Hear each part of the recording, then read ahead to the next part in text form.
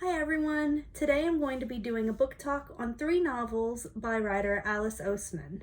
Alice Oseman is a novelist, illustrator, and screenwriter for her various series.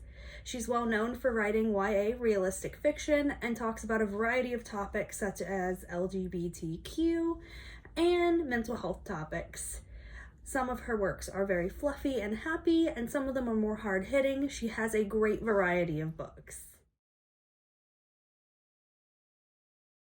Okay, so the first novel I'm going to talk about is a graphic novel called Heartstopper. This one's one of my favorites. I never got to finish it, so I just finished it with a new volume coming out in December. And it's very popular because of the Netflix adaptation. A lot of people have seen it. I really like the color palette for this series. It's all drawn in very nice shades of blue, and I just find it very aesthetic and pretty. So I'm going to read the insert from the inside of the cover. Boy meets boy, boys become friends, boys fall in love. Shy and soft-hearted Charlie Spring sits next to rugby player Nick Nelson in class one morning. A warm and intimate friendship follows, and that soon develops into something more for Charlie, who doesn't think he has a chance.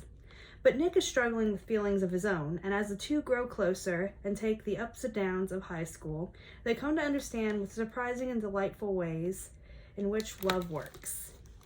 So I love the series. This is only volume 1, but it's a long-standing series. There's novellas, there's a yearbook with fun facts about the characters. If you want something to dive into that is fluffy but also talks about deep and intimate topics, this is a great start for you. Okay, so the next book we're going to talk about is Loveless. This is a great YA read as it has an aro ace main character, and you rarely see aro ace characters in YA novels, so it's nice to be more inclusive in the LGBTQ+ community. And it's a great slow read. It's very realistic, and it talks about the transition between high school and college, which I know a lot of older teens find very hard. It's a confusing time in your life, and it's great to read about a multitude of experiences. So I'm going to just say the inside cover. This is the funny, honest, and messy story of Georgia, who doesn't understand why she can't crush and kiss and make out like many of her friends do. Everyone seems to say that dating plus sex equals love. It's not until she gets to college that she discovers a range of the LGBTQIA+ spectrum, coming to understand herself as asexual/aromantic. Disrupting the narrative she's been told since birth isn't easy.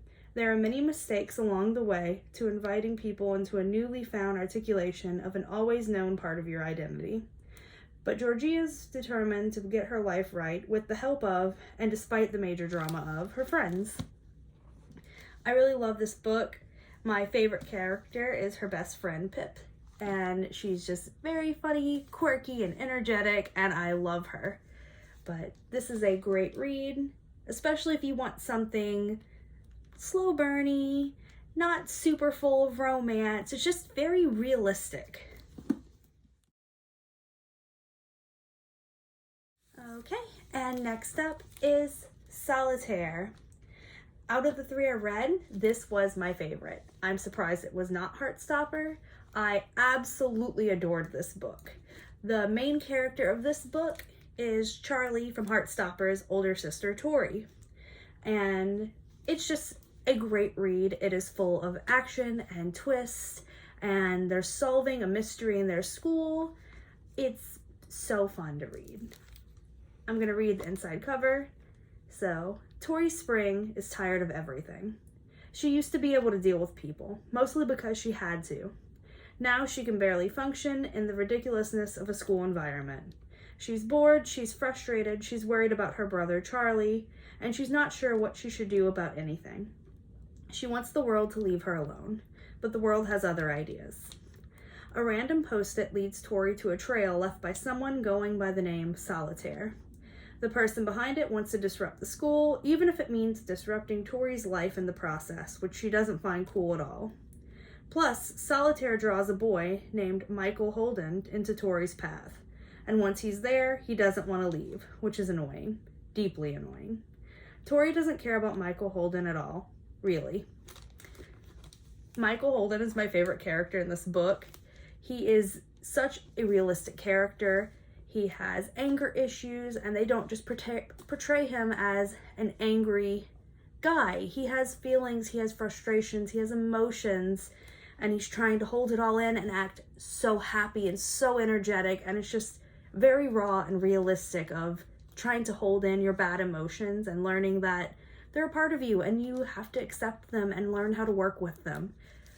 This is my best recommended book of the 3, but all of them are great. If you are going to read Heartstopper, I would read it first, as this starts at later events in Heartstopper. They intertwine. But honestly, you could read them in any order. Just if you want to, for chronological sake, I would read Heartstopper first. So, I hope you enjoyed this book talk.